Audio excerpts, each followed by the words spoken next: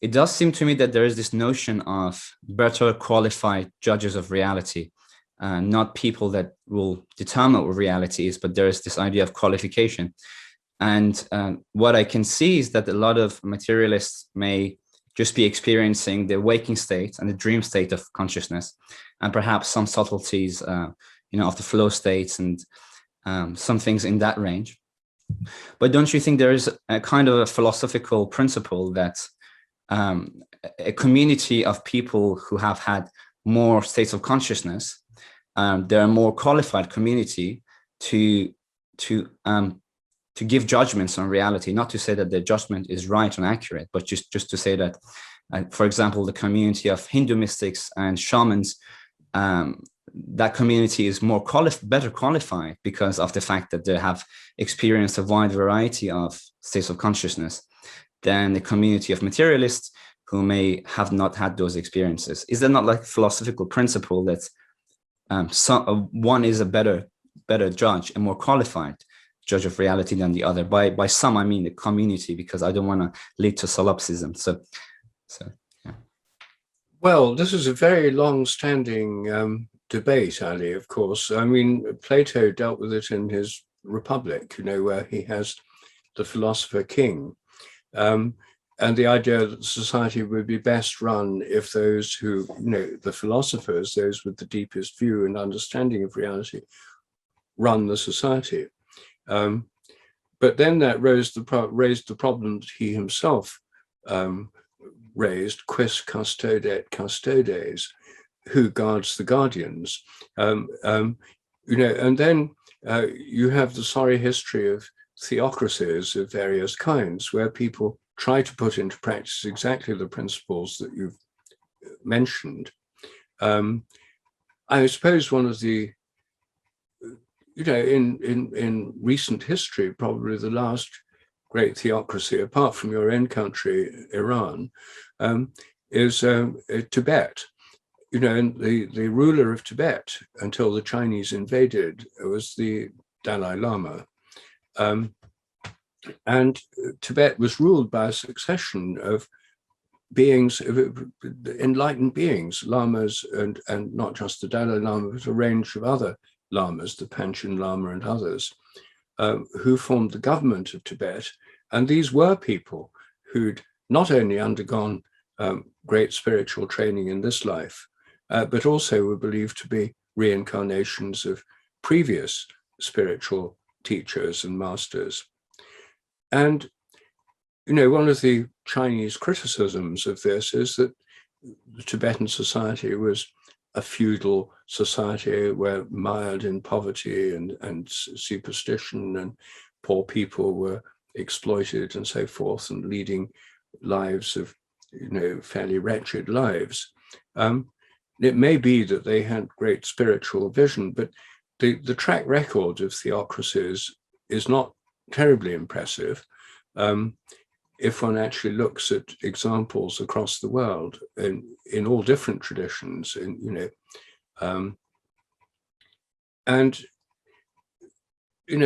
Europe in the Middle Ages, the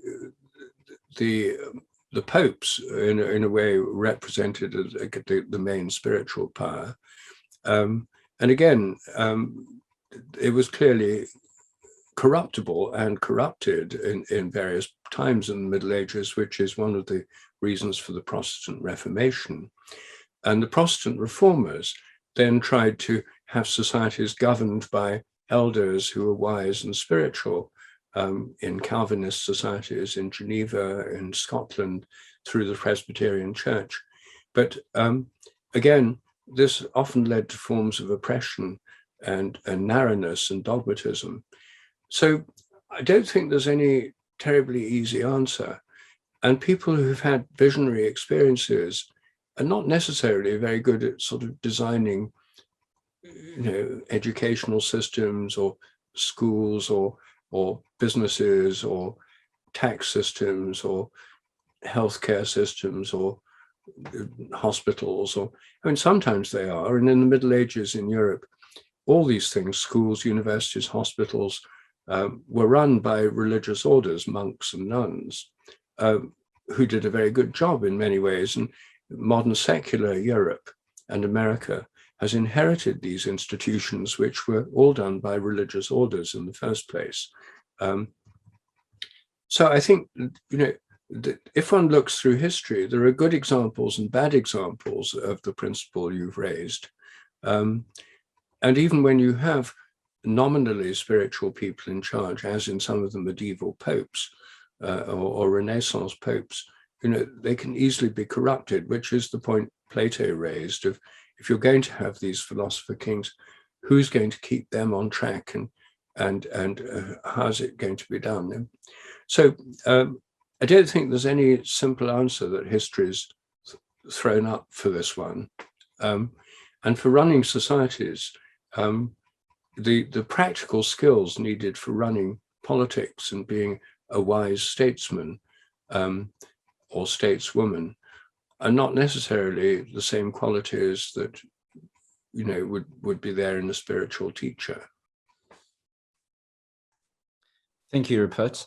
Just a quick point, which was that I didn't mean judges in terms of like being in a position of authority. I just mean in terms of, as people, if you are to put our trust in, let's say, the community of materialists who've only experienced a certain state of consciousness, and versus a community of mystics, who do we put our trust in based on their experiences? Not to say that anyone being in a state of authority and telling everyone you have to believe this, or there are certain principles you have to follow, just simply for us and the average person.